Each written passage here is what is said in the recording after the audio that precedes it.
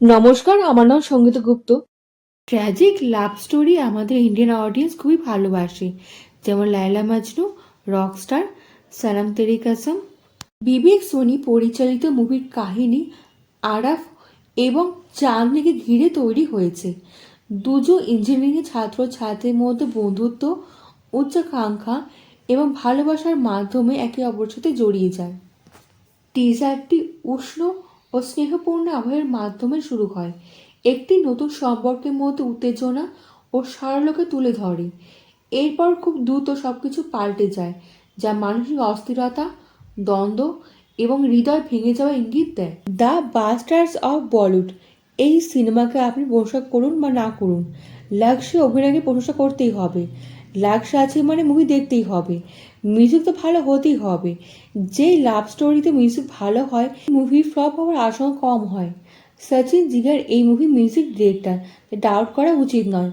টিজারে চাঁদ মেরা দিল গানটা শুনবেন, বেশ ভালো লাগবে। লাক্স ও অনন্যা পান্ডে নতুন অনস্ক্রিন পেয়ার, টিজার দেখে বেশ ভালো লেগেছে, কিন্তু টিজারের সাথে কবির সিং মিল অনেক পাবেন। 26-এ সাইয়ারা হওয়ার চান্স আছে। বিবেক সোনি ডিরেকশনে এই মুভি তৈরি হচ্ছে। বিবেক সোনি 2025-এ নেটফ্লিক্সে আপ জেসা কোই মুভি নিয়ে এসেছিল। এই মুভি মিউজিক খুব ভালো ছিল। মীনাক্ষী সুন্দরেশ্বর ও শানদারের মতো মুভি ডিরেক্ট করেছিল বিবেক সোনি।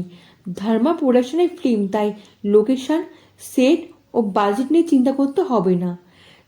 অনন্যা পান্ডে অক্ষয় কুমারের সাথে কেসারি চ্যাপ্টার 2-তে দেখা গেছিল।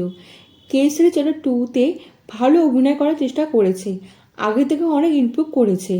2019 সালে ধর্মা প্রোডাকশনের ব্যানারে স্টুডেন্ট অব দ্য ইয়ার 2 এবং ধর্মা প্রোডাকশনের ব্যানারে কল মি বে 2024 সালে ওয়েব সিরিজের মাধ্যমে ডেবিউ করেছে।